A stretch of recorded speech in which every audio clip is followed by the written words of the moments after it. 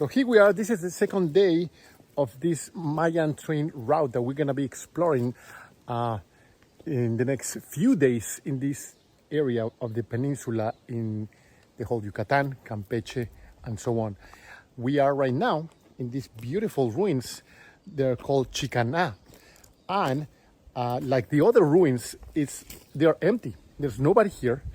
And that's why I think it's very cool, or would be very nice if you can come and explore all this area before the Mayan Train is open, because once that is open, all this region will get packed with tourists, which I don't know if it's good or bad. I think I let it up to you to decide. In the meantime, I'm going to show you these beautiful ruins right here. That entrance represents the Kukulkan mouth or face. As you know, it's a snake. So it has some kind of like a little claws right there, like the snake teeth. And they're very pretty. And there's nobody here. There's some ruins right there. There's another ones right there.